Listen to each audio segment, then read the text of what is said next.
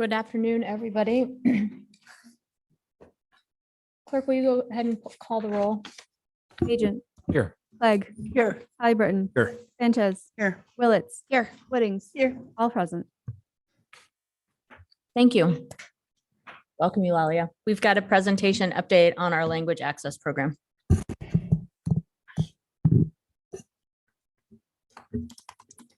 Thank you, Madam Mayor, members of the council. I am Eulalia Gallegos, and I am the Language Access Program Manager. I work within the Office of Community Engagement. And today I will be sharing an update on the work done to date in the development of the Language Access Program within the last 6 months. And this corresponds to my time in the role and at the City of Boise. And I will be sharing the next phase and objectives. So first, I want to acknowledge the work the City of Boise has done in creating a city for everyone and ensuring that all of our residents have equitable access to the city's services, activities, programs, resources, and facilities. The Language Access Program further works to operationalize this initiative by ensuring that our residents who speak a language other than English are centered within this initiative. I will provide some background. Last October, in October of 2021, Community Engagement worked with a consultant to conduct a needs assessment and provide a recommendations report to establish a formalized language access program, and some key recommendations are outlined on the slide.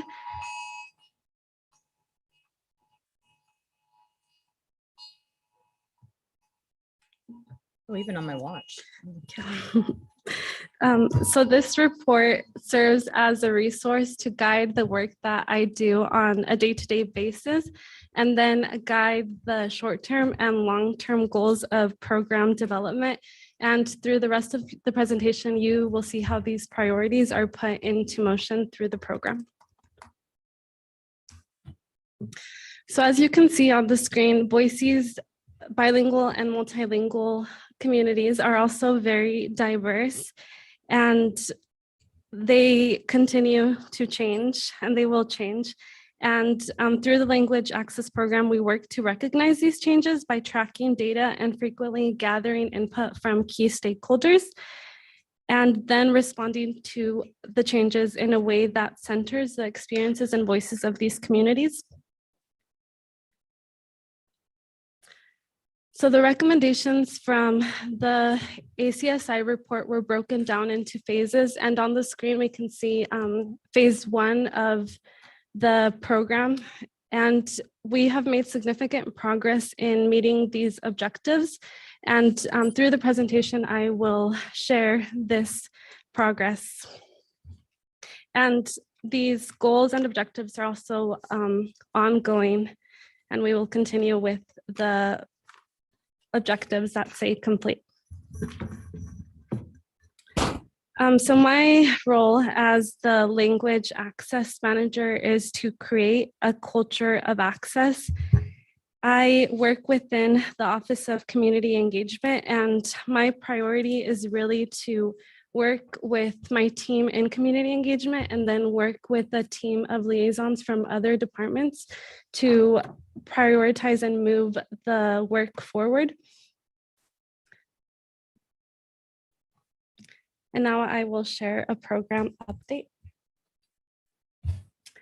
So in the last 6 months, I've worked on external and internal elements of the work.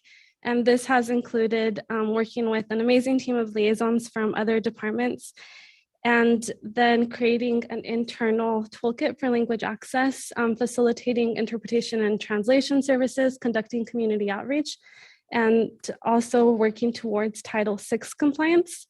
So a lot of this work has been internal as well as external.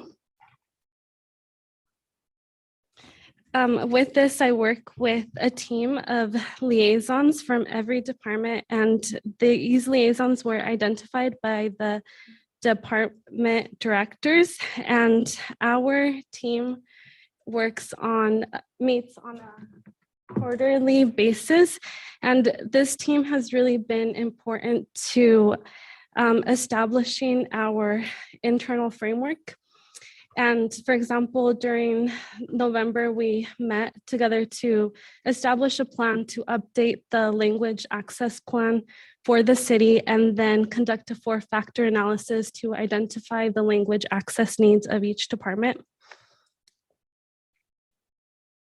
And then in February at our next meeting, we will work to talk about what each department sets aside for its language services, including translation and interpretation, and how we can improve that process citywide. And we communicate regularly through a Teams channel. I also provide a monthly update, making sure that our liaisons are up to date on the progress that we make for the language access program, and that I regularly ask for feedback. And then I provide a summary of language line services, the usage, which includes like the top languages that our residents are requesting on a monthly basis. Internally, we also have a toolkit, and this is found on Boise Home. And through this toolkit, employees can request interpretation and translation services through a smart sheet. And apart from ASL interpretation, which is coordinated by our wonderful accessibility manager, I work with local linguists in a network that was established by our refugee liaison officer. I worked with them to facilitate translation or interpretation services. And this form is available through Boise Home. And on this toolkit, we also have demographic data on Boise's bilingual and multilingual communities. And we have a page of frequently asked questions, such as, what is the difference between interpretation and translation? And what is a vital document, and so on. As part of our internal toolkit, but this is also a resource that we use externally. And in an effort to ensure Title VI compliance, I worked with our amazing graphics team within CE to develop language identification tools, which include this brochure that is on your desk. And this document spells out how each individual has a right to receive services in the language that they prefer. And these are also tools that can be used by City of Boise staff to identify language access needs for residents. And the plan is to distribute these guides as well as these I Speak cards to our community partners in the next phase of program development. And these I Speak cards are available in Swahili, Arabic, Spanish, and Persian. And the goal is to develop various high quality tools, and we recognize that our tools will change as we learn and as our community changes.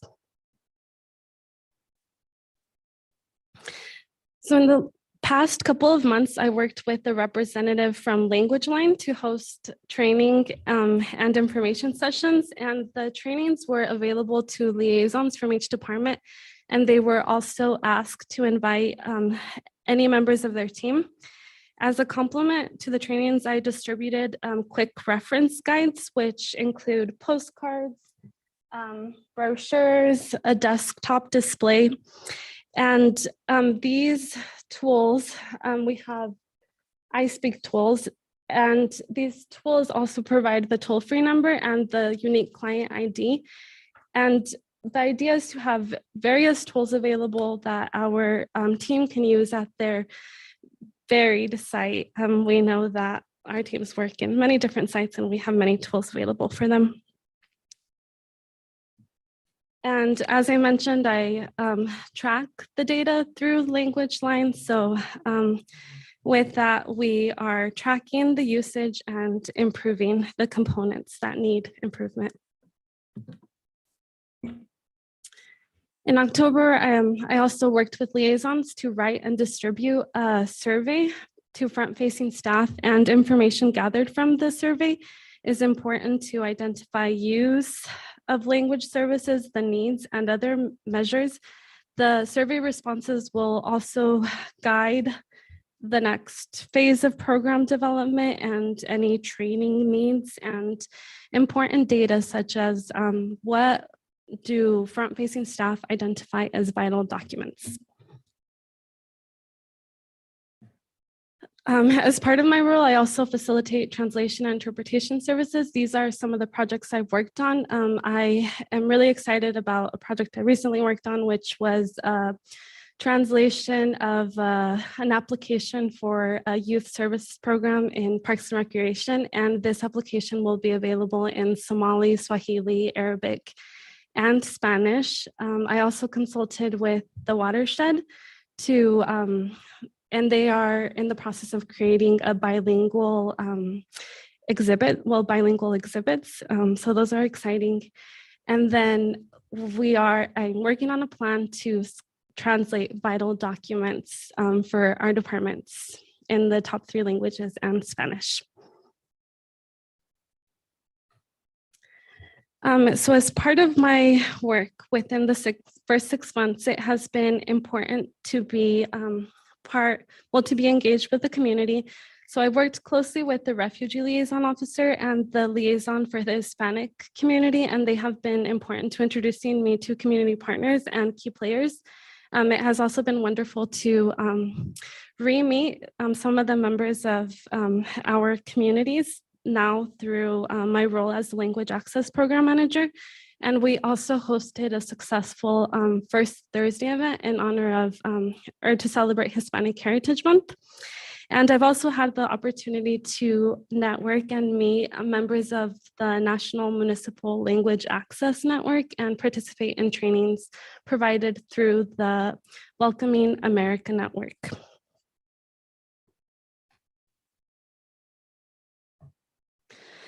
So as mentioned, the ACCI report has been used to guide the phases of program development, and I am confident that we will make significant progress in this fiscal year to meet the other objectives outlined on the slide. For example, we have a plan in place to implement the language access compliance report within the next fiscal year, and our liaison group has been critical for establishing our internal capacity to move our work forward.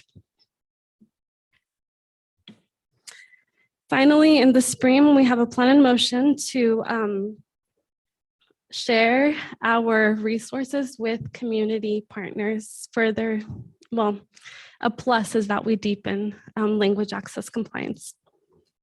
Thank you, and I will stand by for questions.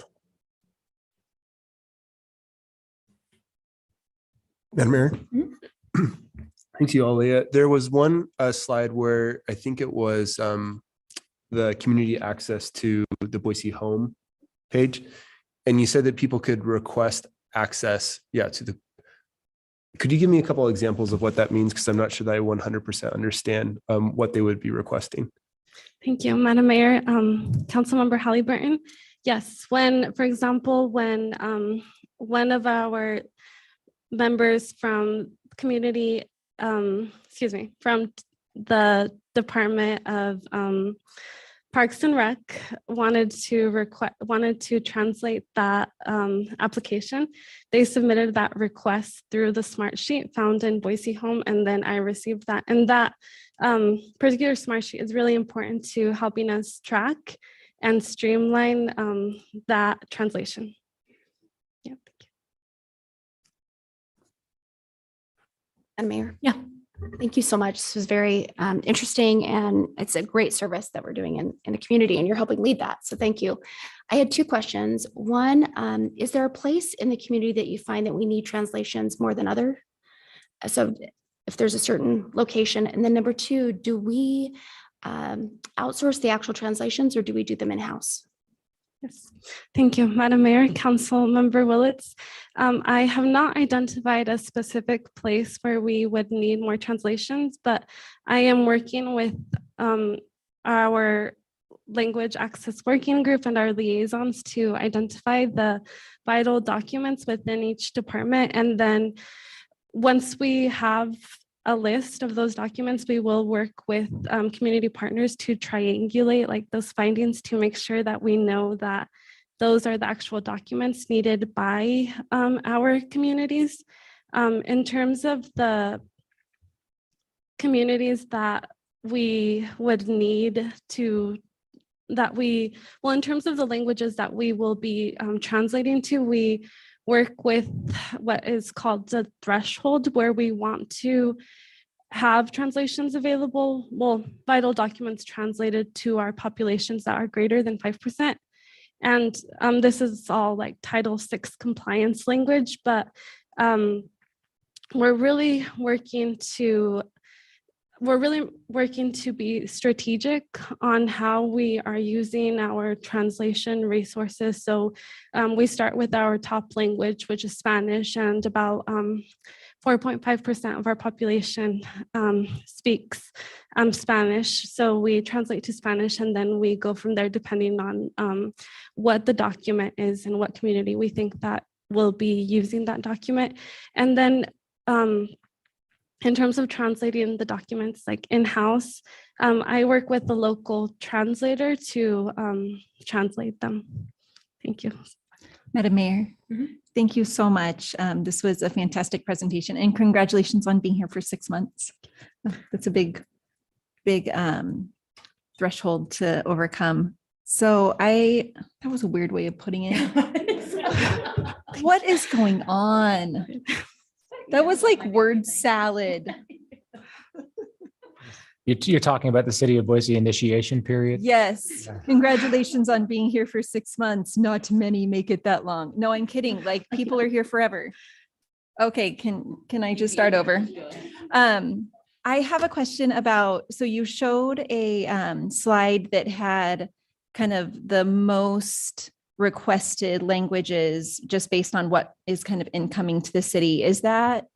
Do you kind of like cross-reference that with other data, or how do you decide what the most needed languages are? Yes, Madam Mayor, Councilmember Whittings. Yes, thank you. I frequently look at the data. I've been in contact with community partners at local school districts to identify their top languages. So we're looking at various data sets, and identifying the top is very complex. So we can say our top language is Spanish, and then we also make an effort to translate to Swahili, Arabic, and Somali and Persian. So our top languages shift depending on the project, and we use various data sets to identify those languages. Great. Thank you so much. Madam Mayor, thank you. Eulalia, it's so great to see you. Thank you so much for your presentation. Now, you and I both know this, that translating from one language to another is one thing, but having those cultural aspects to it, because as we know, the Spanish spoken by a primarily Mexican community is not the same as somebody who's even from New York, a New Yorican or a Puerto Rican. So I'm just wondering about that. What are we doing to ensure that we are being true to the cultural norms that we have here, that the dialects that people are speaking within these other languages are being addressed as well? Yes, thank you, Madam Mayor, Councilwoman Sanchez. We work with local, I've been using a software where we're trying out a software, and then we take the translation and we send it to our local translator to review it and make edits, and they and then also being from the area, I have some idea of what some of our Spanish speaking residents understand when it comes to Spanish translation. So then I'm able to use my skills in that way when it comes to Spanish translation. But for other languages, we work with a local translator. Just a quick follow-up, Madam Mayor. Along those lines, Eulalia, something I think that also needs to be taken into consideration is education level. We all speak English, but my guess is if we were to have a document before somebody who might not have a college level education and they're presented with college level language, even though it's in their language, they may not fully be able to grasp what's being presented. Heck, the language that we speak in English related to the work that we do, we need dictionaries, some of us do. So I'm just wondering, how do we ensure that some of those more technical words translated from English now into Spanish or any other language, that we can ensure that people are actually able to grasp that it's not just about, well, here's your translation, but can folks actually grasp what's being translated? Thank you, Madam Mayor, Councilwoman Sanchez.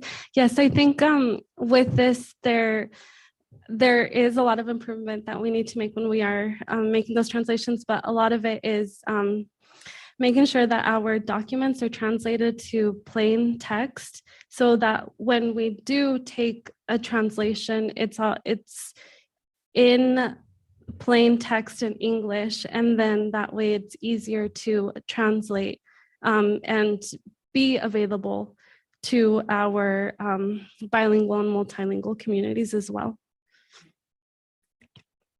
Well, thanks so much for the work that you've been doing and for the presentation today. Really appreciate you being here. Thank you. Next up, welcome, Chief.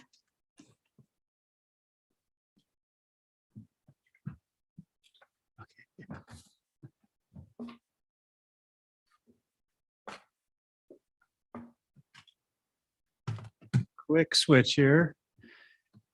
Madam Mayor, Council, good afternoon. Good to see you all again. And Council Pro Tem Woodings, you've let me through the door now for 24 months, so I feel really good.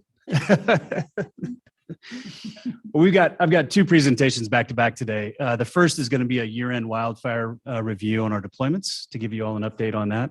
And I've got a really exciting partnership that we're going to talk about between the City of Boise through your fire department and the National Park Service, which is going to be really cool to talk about. So let me get to this first. I don't know why I struggle with this. All right. So a year-end review. As you know, we like to come to you at the end of year on the wildfire season. And now that the snow is falling, we can pretty much say the wildfire season's over. And just give an update on what we did here locally and then what we also did through our deployments and talk about why that's important, not only to be a good partner to communities, but also from a revenue standpoint, it helps continue our wildfire program here locally. So we went on 9 different fires this year. We had the Haystack Fire in Montana was the first one that we sent personnel out on. Then we went to California briefly. We had the Pipeline Fire in Arizona, the Halfway Hill in Utah, and then we really got where the bulk of our time was spent this year, which quite honestly, I was proud to see.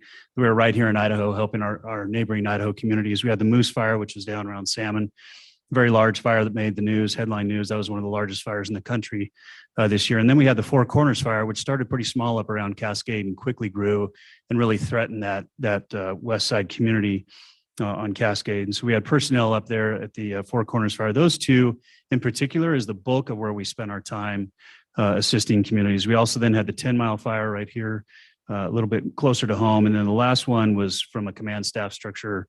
We sent a couple of folks down to California to help wrap out them. I always hesitate a little bit to say the wildfire season's done because as part of a national response, California seems to burn almost all year long now.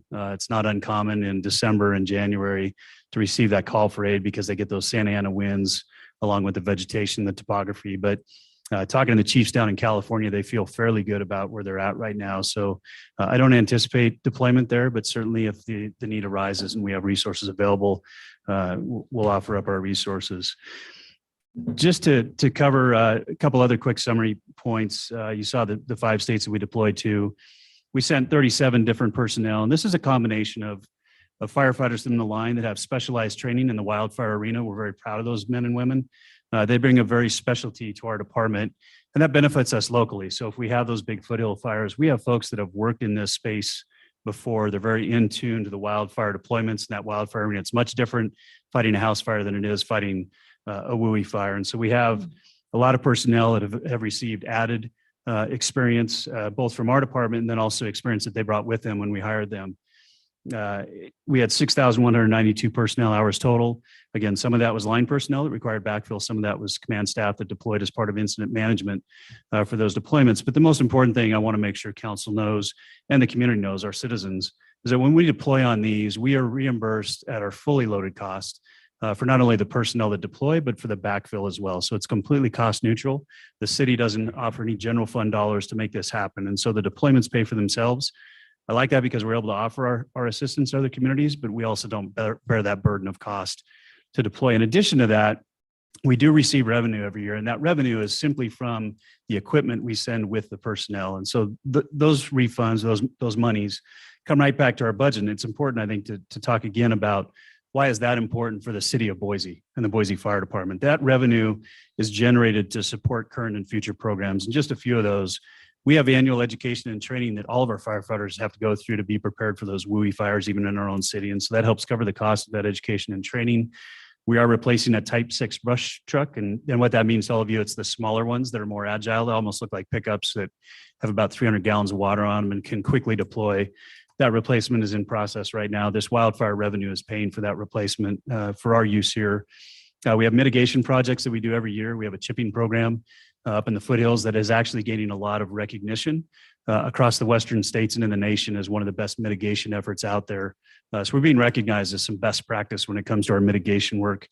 Our wildfire preparedness, we partner with Ada County City Emergency Management, Joe Lombardo's office, and our communications team on wildfire preparedness, communication to our WUI residents.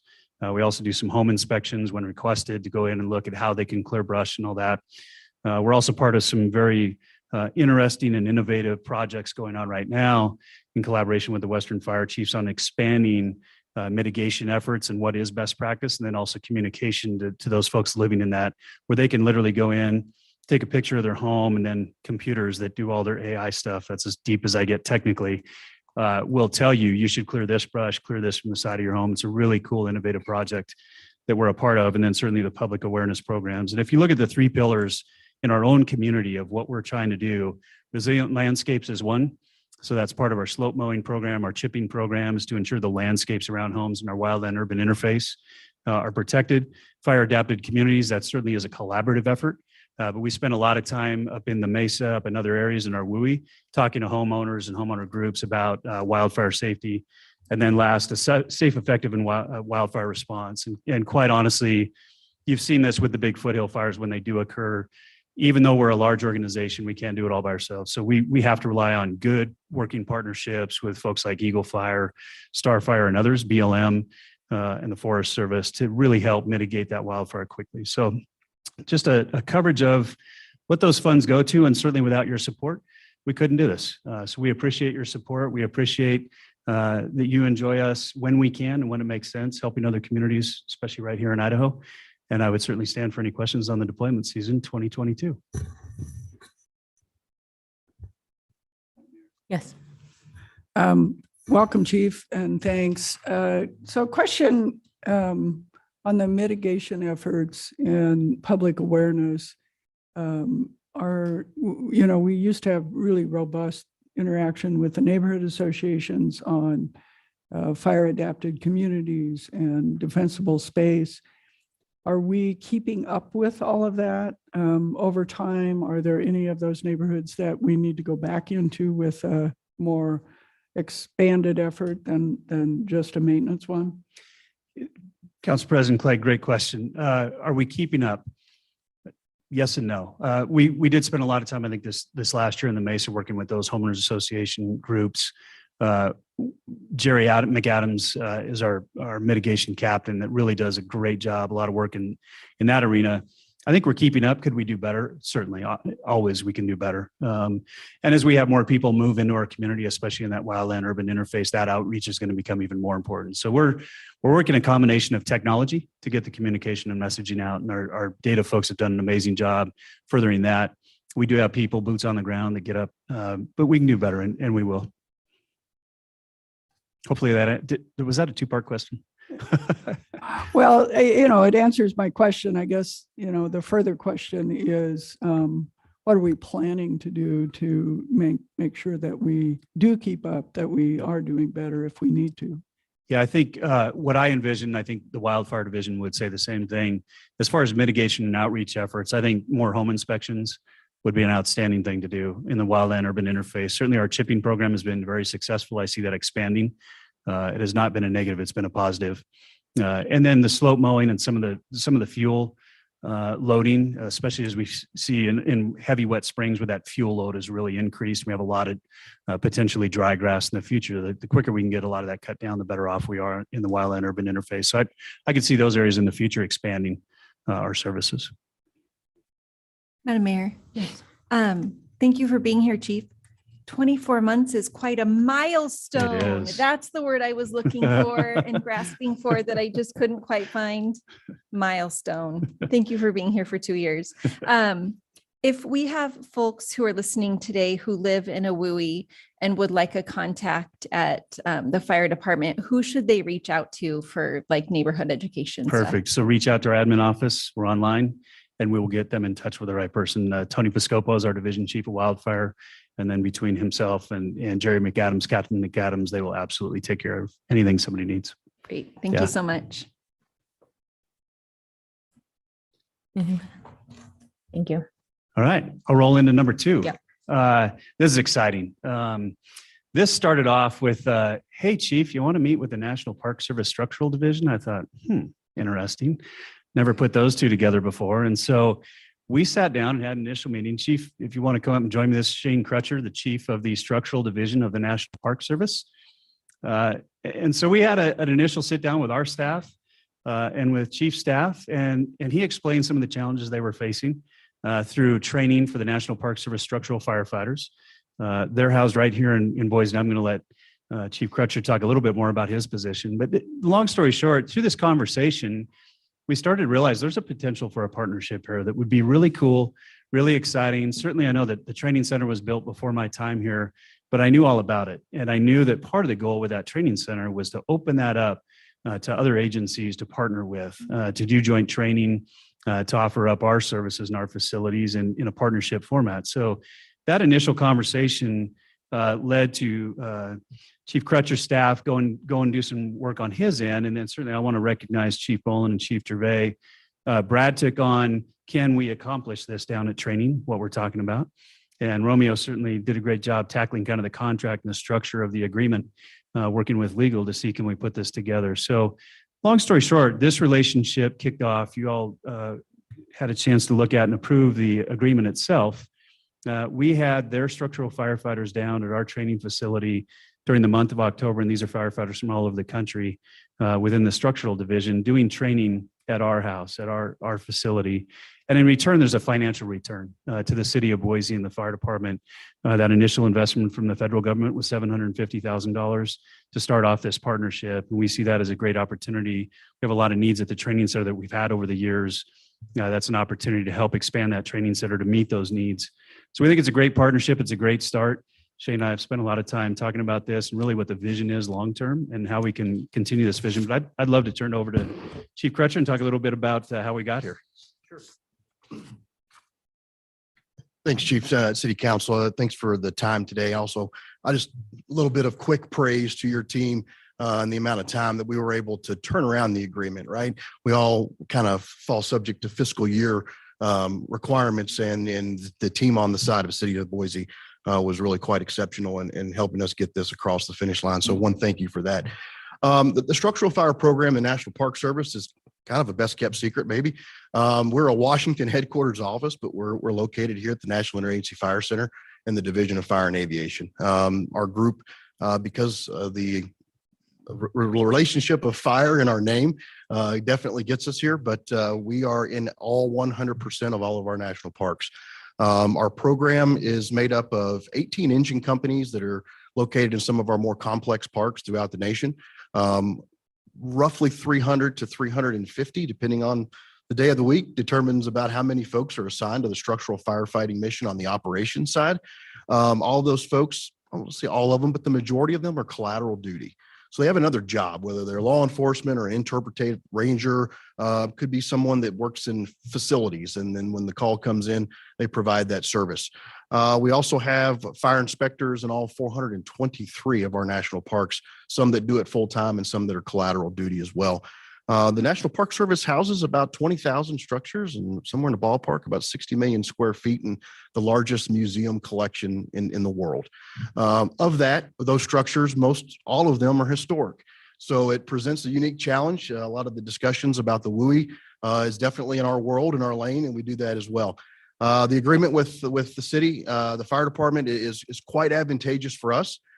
We had been doing our firefighter 1 and 2 training in Page, Arizona, which was co-located to the Glen Canyon National Recreation Area.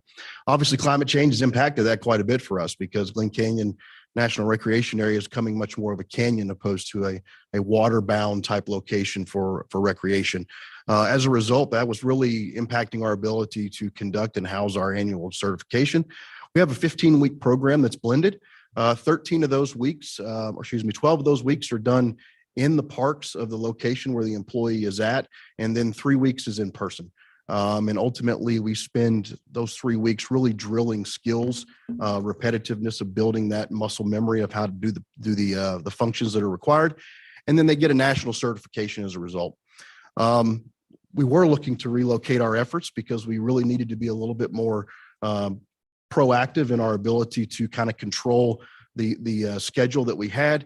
And meeting over with Mark and having a good conversation with him really led to what this could potentially be.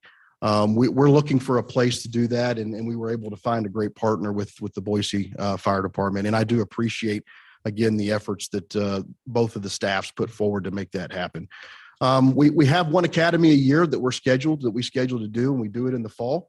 We were able to coordinate so that it doesn't conflict with other events that the city is their own academy, I guess I should say. Plus, we have other training opportunities that we are looking to co-locate as well. We are an accredited agency that does our own training accreditation. So the training that we provide could be also offered and reciprocated to anybody within the city as well, the ability to receive those international certifications. We are very excited to be a part of this agreement. I can't really say that enough.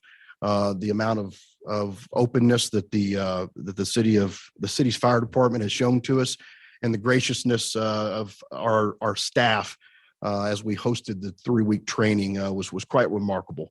Everyone that attended, this was an experience that we could have not provided to them in the current location or the previous location in Page, Arizona. So I really appreciate the opportunity. I appreciate the partnership, and I look forward to what it can bring in the future. Chief. So I'll kind of wrap up. I will tell you, I got a chance to go down to the training center when they were here and just spend some time with their firefighters. And it was pretty cool to see. They were excited to be here.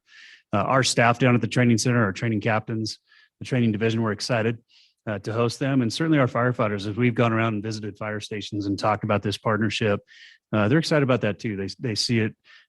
What the future holds, this is something Shane and I have talked about, with the move of our quasi training site that we have down our logistics center, where a lot of those downtown engines can go and do some training without moving out south. We know we have a challenge coming up of working those crews go to train without going all the way to the FTC across town. And we think this partnership potentially in the future could lend itself to a secondary site, even closer to NIFC and closer out south. So we see this long-term. It's a long-term vision, but we see a future partnership as well out south. So excited about this. It was not a marriage I thought would happen. Typically, you don't have federal governments and local municipalities doing work like this, but it's pretty exciting, and we're proud to present it to you. Madam Mayor. Yep. Well, thank you, Chief. It's interesting. I visited the Grand Canyon with some of my family earlier this year, met a firefighter there who's friend of one of my daughter-in-laws, and he was one of the ones who came and did the training and had nothing but praise for it. So really glad to hear about it from this end. And most importantly, I was one of the voices who was saying, if we were going to make the investment in this kind of a training facility, we ought to figure out a way to make it available more broadly. So really glad to see that happening. Thank you. Thank you. Madam Mayor. First of all, both chiefs love the collaboration. So cool to see that kind of work happening. I'm I wanted to see if I was understanding correctly. Were you saying that you thought this might create an opportunity for trainings or certifications that parks might want to pursue that would be eligible for Boise firefighters or other folks in the community? Is that what you were saying? From Chief Cretch, I think there's a good cross collaboration of offerings is what we can do working together. Certainly they can bring in some coursework on the federal side that we can take advantage of. And then we have some coursework that they can take advantage of. So I think there's a good cross collaboration there. Yeah. On certifications and other things. Yeah, Madam Mayor, that's so cool. There's just so many certifications out there, from pump operators to like who knows what, from a forest or a national park or a city perspective. So being able to mix a few of those together and make sure that we're getting as many people through those classes, certified and able to do the job as possible. Just so cool to think about. So good work. Well, thank you both for being here. Thank you. And next we have Jennifer Stevens with her first, I think, arts and history update. Welcome. It's going to take me a second to.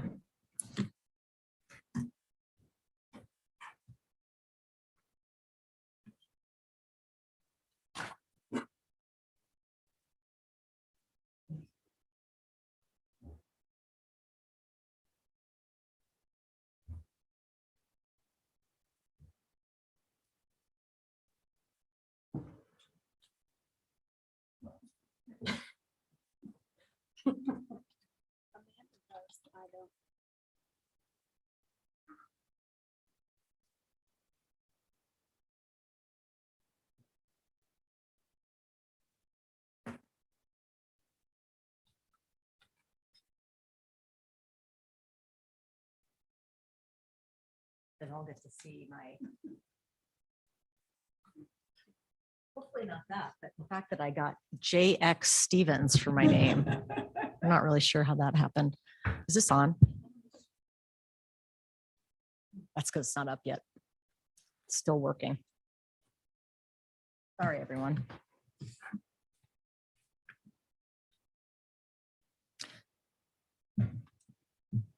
Well, it's interesting to be on this end of things. I will say that.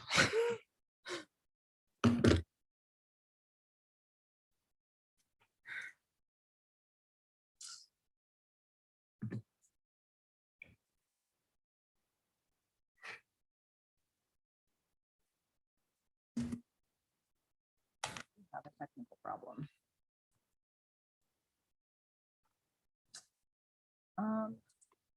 Okay. I'm going to ask Tilly to, it's not coming up on the V drive, which I was told it would. Yeah, if you could, that would be great. And I can get started. Well, it's on the V drive or on the, ask Jennifer Weibar. She put it on the drive that it was supposed to come straight up. Anyway, that's okay. I can get started without it. Good afternoon. Thank you guys all for having me. Strange to be on this end of things, but really good to see you all in person for the first time since taking the job. And I appreciate you hearing from me today. I will say, I may be saying some things today that some of you probably know already, but my intent today is to really give you an overview of what I've discovered in the 3 months that I've been here and sort of where I'm hoping to take the department. However long my tenure is for. So that's the intent. And some of these things you may already be familiar with, but this is sort of my take on things. So I start out the presentation with something that you all already know deeply, and you don't need a slide for it, which is the mission of the city. And the city, of course's mission right now is to create a city for everyone by embracing our community in the decision-making process and innovating and investing to protect our environment, as well as ensuring a thriving local economy that benefits all. And I start with this mission statement to sort of frame exactly how I see the work of our department going so far. The mission statement, which was adopted after the department was created, of course, feels like it was tailor-made for our department.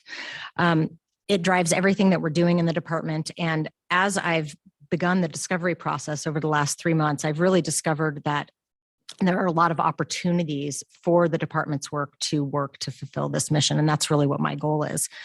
I'm hoping that every program, every project that we do really takes the city one step closer to fulfilling that mission, to making sure that the residents in our city know that they are connected to this place that we call Boise, and that we are honoring the complete history of the city. telling previously unheard stories. Not that they've necessarily been untold, but they've been unheard, right? And just making sure that we're creating a city where everyone can see themselves, not just in the past, but in today and in the future. That's really important. So from the moment a person literally lands at the airport or drives through down Vista Avenue or walks on the Greenbelt or is shopping downtown, we want to make sure that the story that those people are getting, that they're feeling, that they're experiencing is one cohesive story that really represents every single person that has had a past here or that has come recently and intends to have a future here. So we want to make sure, again, that we have a cohesive story, and that's going to be what binds the entire department together. So I'm going to start by talking a little bit about the public art division. And again, the goal here with all the public art that we do is to make sure that we commission art that is made by a wide and diverse range of artists in our community and sometimes outside of our community, and that we're soliciting art that evokes place as well as a feeling of belonging for every single person in the community. So, of course, you all know that we're undergoing an immense amount of capital work right now in the city. The water renewal system, fire stations, public works projects, airport expansion. I mean, it's just kind of happening everywhere, right? So together, these capital projects, thanks to the Percent for Arts Ordinance, are providing a pretty good sized budget for our department, the Department of Arts and History, to implement art and history programs that do this bigger job to create this story, this cohesive story. In addition to our capital projects, the Capital City Development Corporation also has an immense amount of work going on. And we have 2 districts, of course, that are sunsetting in the next couple of years. So my goal is to coordinate and implement projects that will, again, bring all those things together. So we're not doing one piece of art here that tells one story, one piece that is over here and does another story, et cetera. But that instead, thanks, Tilly, we have a cohesive story across all of those different projects or all of those different departments and all of those different facilities throughout the city. Requiring or doing that coordination and implementation is going to require a team of people. Some of whom were presented to you during the budgeting process for fiscal year 23, including, thank you very much. Okay, thank you. All right, we only missed a couple slides, so no big deal. One person was brought to you as an FTE proposed for fiscal year 23. That hiring is going to be happening starting in March. That's for the Public Works position that's going to be implementing the Public Works Arts Master Plan. And then some of the people I'll be bringing to you for the fiscal year 24 budgeting process. Since the Percent for Art Ordinance was passed 20 years ago, the city's art collection, you may already know this, has grown to more than 1,000 pieces, which is pretty remarkable. There's a value on the collection of over $7 million. The department, of course, is committed to preserving and growing the collection, but also diversifying its public art strategy. I think that's really an important thing to point out today. Everything we've done up until this point has really been focused on a permanent collection. And when you look around the country at public arts programs around the country, there's a lot of new kinds of art projects going on. Something called projection art. We've got landscape art, things that aren't necessarily designed to be permanent pieces as part of a collection. And so we're looking to diversify our art strategy so that we can activate spaces more regularly, that we can diversify those spaces and not always have a permanent piece that may outgrow its either relevance or value to the community. And when I talk about temporary art, you might think about things like the traffic boxes, for instance, which those wraps aren't necessarily intended to be permanent in nature, but they really activate that space. They activate the corner or wherever they may be. Another value of doing some temporary art is it also expands our artist base. It gives artists in our community, the ability to make money by submitting proposals to us that are maybe smaller in nature, and it diversifies and expands our artist base. So implementation, again, just to refresh your memory, to the Arts and History Department recently completed the Public Works Arts Master Plan, which you all adopted last year. And as part of that plan, the FTE that will be implementing that plan, again, will be hiring in March. The Airport Master Plan will be coming before you in January. It's undergoing its final design process right now. We're looking forward to the adoption of that and hoping to work with Director Hupp during the fiscal 24 budgeting process to plan for an FTE analogous to the one we're hiring in Public Works to execute on that plan there. Once those two positions are hired, we're going to free up our public art team that we have right now, which is only 2 people, to really focus on the general fund art as well as the CCD arts projects and budgets there. So speaking of CCDC, I wanted to just point out that one of the earliest priorities I've had since coming to the city almost 3 months ago, Commissioner or Councilwoman Wooding. So I'm at 3 months. In 6 days, it'll be 3 months. This has been really one of my earliest priorities. And part of that has been to streamline the public arts process and make sure that the city is working closely with CCDC from the beginning of all the projects that they're doing. We have recently started sending an A&H, our public art representative, Stephanie Johnson, to the CCDC monthly meetings. Unfortunately, after we adopted that process, the November meeting was canceled, but we will start seeing those people, our person, Stephanie Johnson, at the CCDC meeting. So we know what's happening at the CCD level from the very beginning and know what's being planned. We also have requested and have been granted the ability to include Stephanie and the rest of our public arts team in the design projects from the very beginning, so that the art itself isn't just being sort of plopped into a space after that space has been designed. So we're really in from the ground up.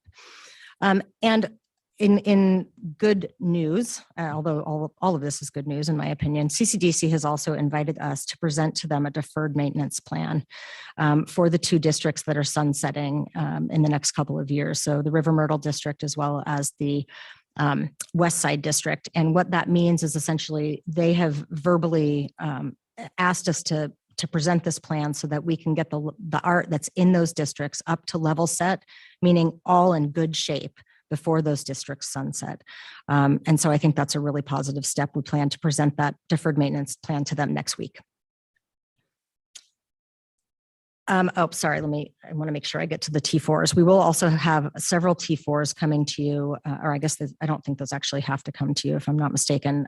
Those are going to be executed at CCDC in the next couple of months to do the work that's going to be coming down the pipe on the old Boise blocks. One piece will be near the C.W. Moore Park. One piece will be at the 521 West Grove Park. And then we will also be doing what we're calling a unifying symbol to tie the old Boise blocks together.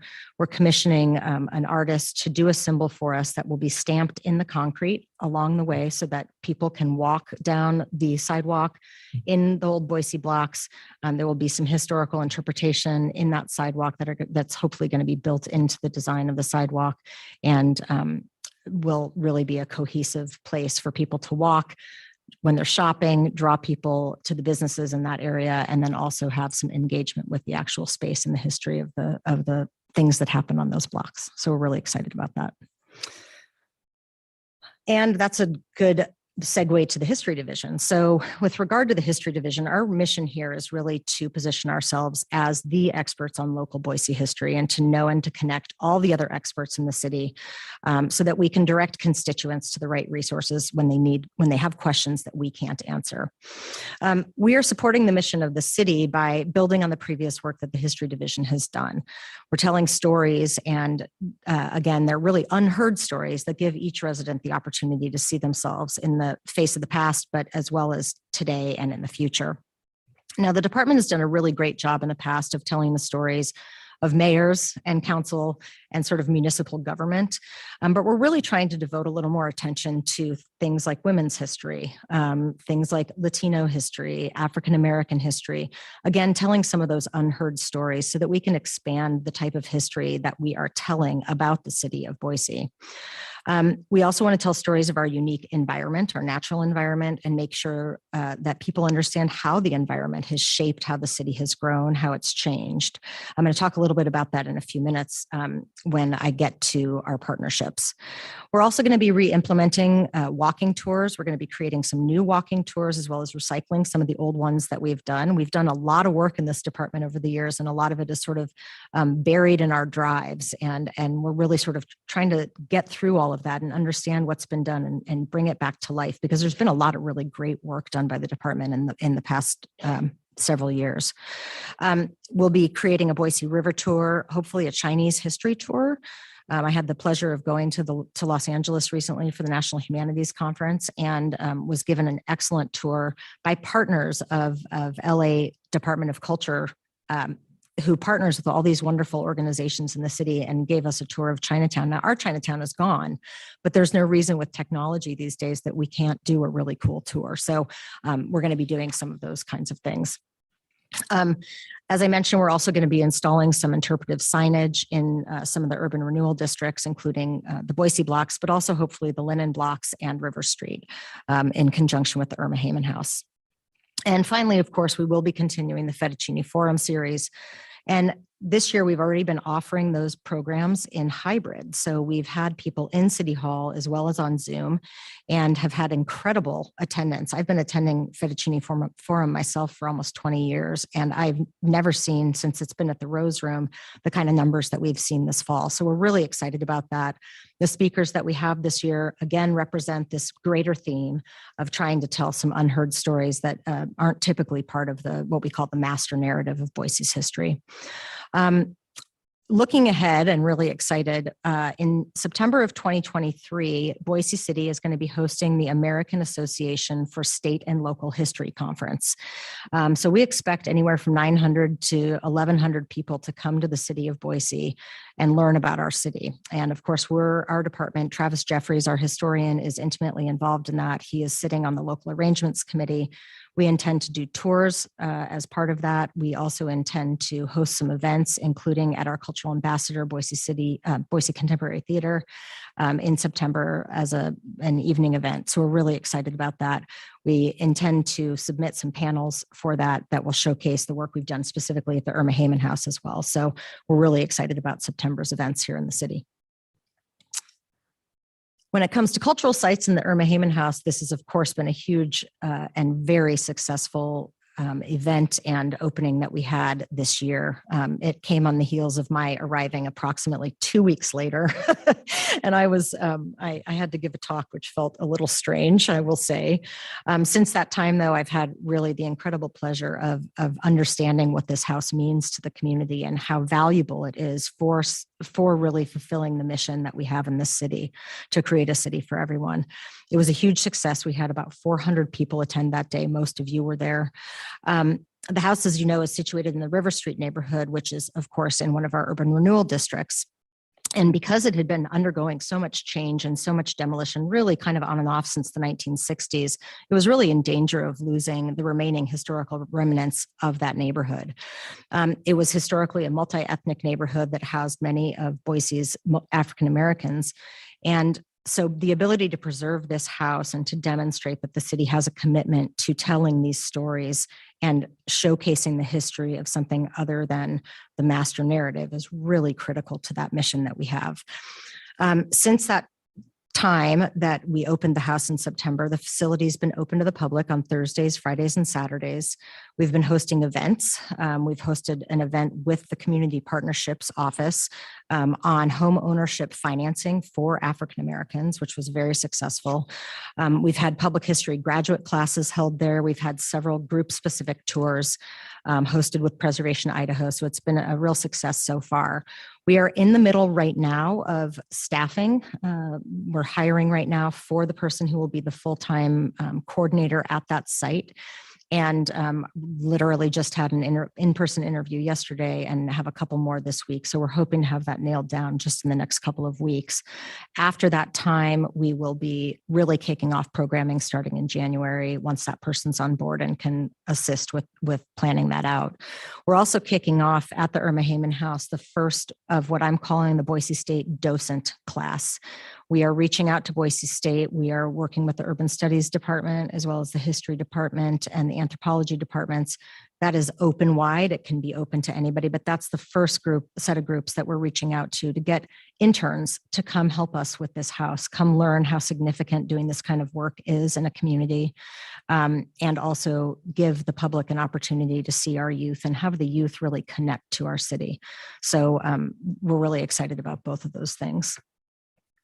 Along those lines, we actually are also hiring, just starting today, we started receiving applicants for the same position at the James Castle House.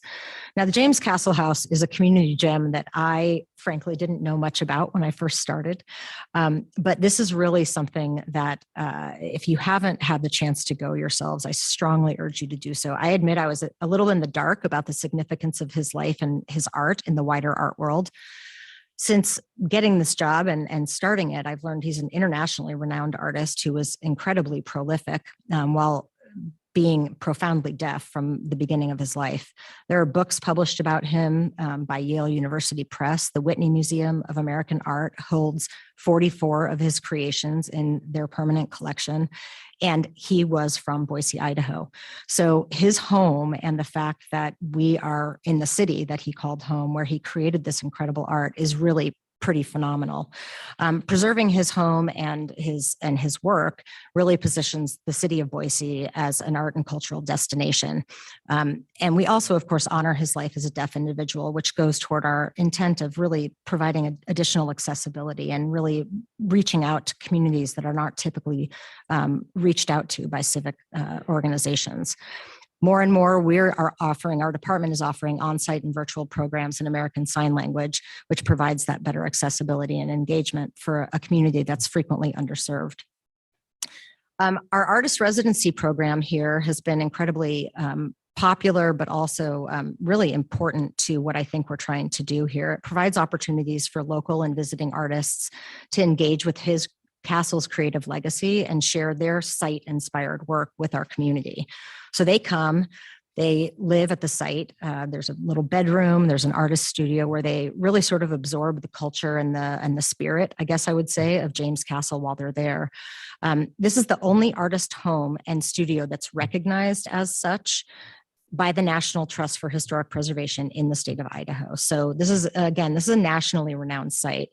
Artists clamor to come and get these residencies and soak up the atmosphere. And while they're here, they hold open studios and workshops for the local art community. So it's really about building our community. Yes, we're attracting artists from around the country, but we're also building up our own creative community, helping them understand how to become better known themselves, perhaps experiment with different techniques, et cetera.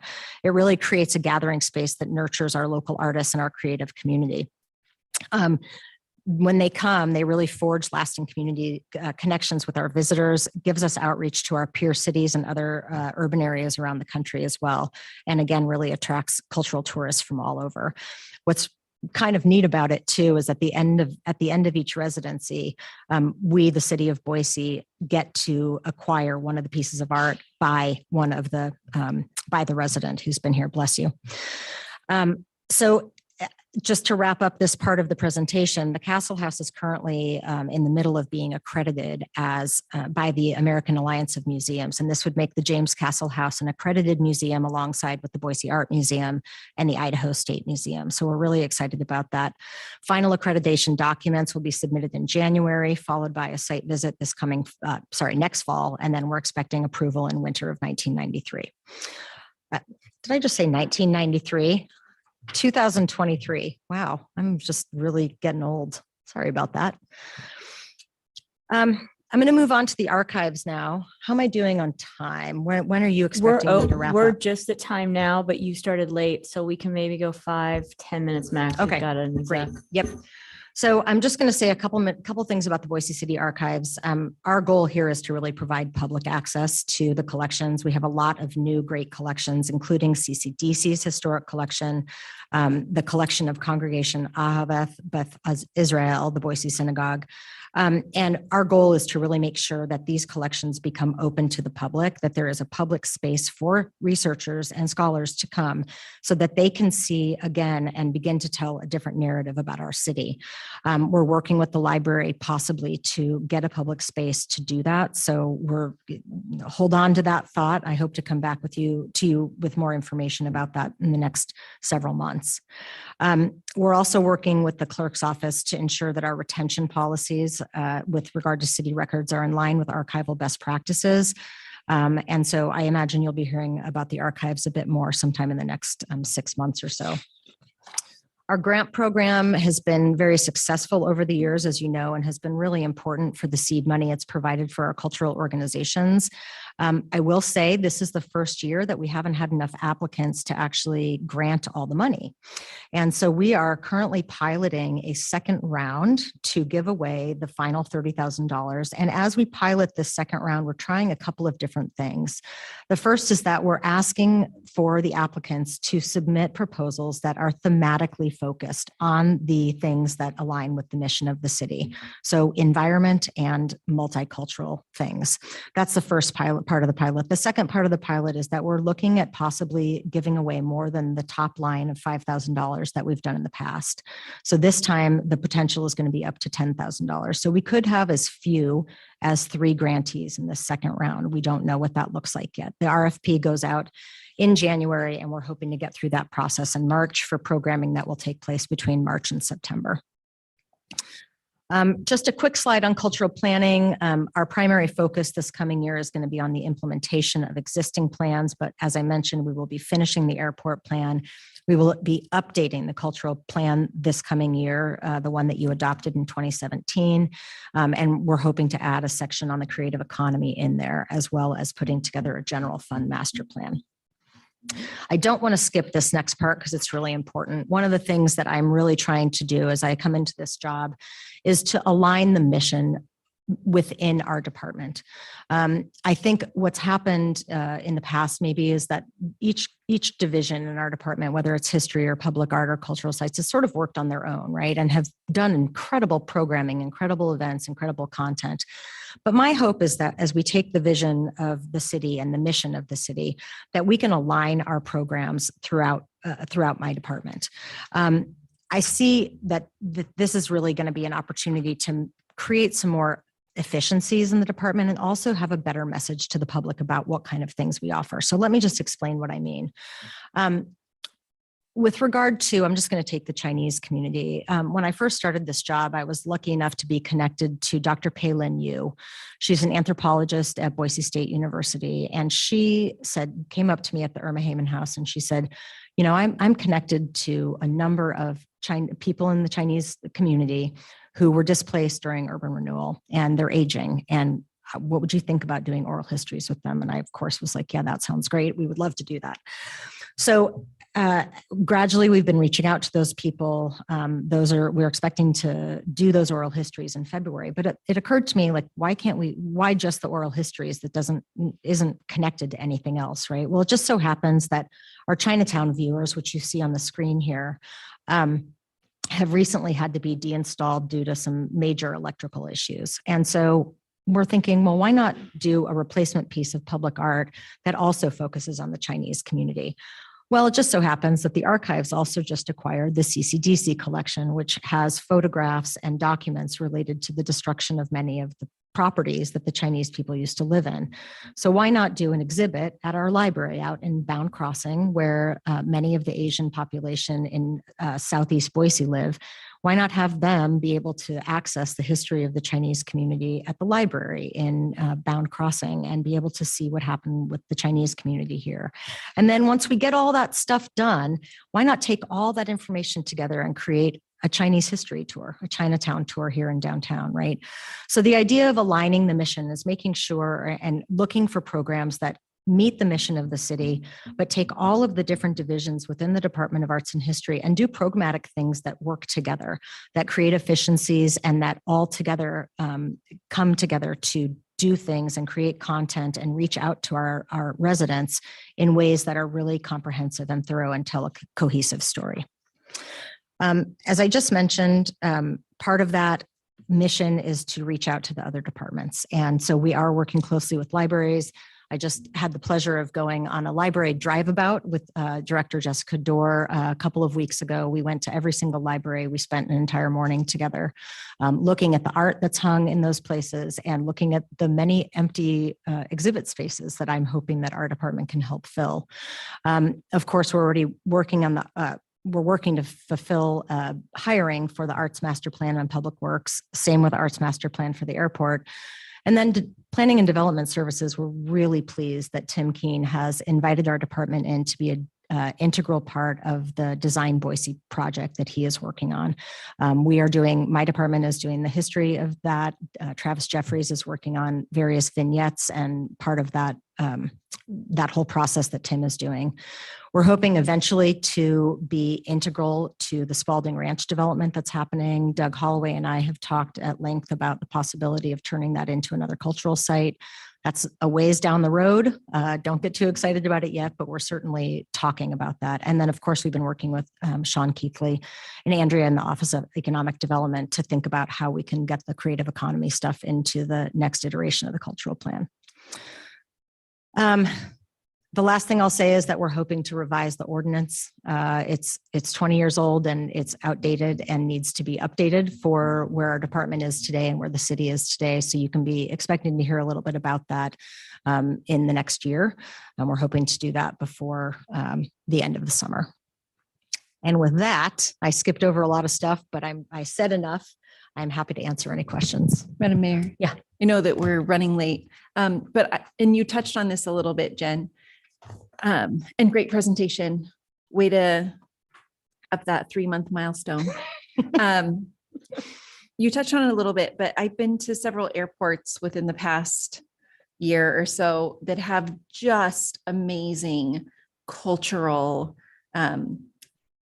it's hard to even call it an installation. It's more like the way that that a gate is built. And it's really incorporated into the building materials or, the walls or, a railing. And I'm assuming that you're kind of going down that path with the airport. Could you maybe expand on that just a little bit? Sure. Yeah. The airport plan is very much in line with the other plans that we're working on, meaning that knowledge that when you land and you literally walk out the gate, you're in Boise. You're not in Vegas. You're not in Oakland. You're not in any place USA, is driving the entire plan. And so what we're hoping is that when a person walks through the airport, which you're exactly right. You can go to airports where you're like, I know exactly where I am, right? This is the identity of this particular place. We are hoping to exactly do that at the Boise airport and make sure that the identity that we all sort of identify with, the multicultural identity, the foothills, the greenbelt, the indigenous past that we have, that all of those things are sort of present and a person leaves the airport, either whether they're coming here for the first time or they are a longtime resident, they know that they are in a special place that tells them a particular story. Yeah. Madam Mayor. Thank you, Madam Mayor. Thank you, Jennifer. Thank you so much for that presentation. It's so exciting. One thing I do want to highlight is how much I appreciate that we do have public art sites like the James Castle House located in a neighborhood. I have a couple of friends who live in that neighborhood, and it's just really neat to see something like that. Not in the downtown area. That's a common complaint we hear from residents who live outside the downtown area. And so hopefully having something like the Spalding Farm be another cultural arts center, an art site, I think will speak to that, to the way that some of our residents kind of feel left out of the fun that we have the closer you get to downtown. So I'm a big proponent and fan of anything that we do that spreads to the outer parts of our city. So that's really exciting. Thank you. Thank you, Councilwoman Sanchez. All right, we're going to go ahead. I know that the council president has quite a few follow-ups. I'm going to suggest that she email them to you. And Lucy, did you have one or you want to do it? Okay, all right. And the council member will follow up as well because we got to go into exec. Thank you very much. Thank you all so much. Madam Mayor. Yes. I move we go into executive session, personnel, land acquisition, records exempt from public disclosure, pending probable litigation, communicate with risk management regarding pending probable claims, and labor contract, Idaho Code 74-206-1B, C, D, F, I, and J. Second. We have a motion, a second, clerk? Willetts, Yes. Whittings, Yes. Agent, Yes. Clegg, Yes. Halliburton, Yes. Sanchez, Yes. all in favor, motion carries.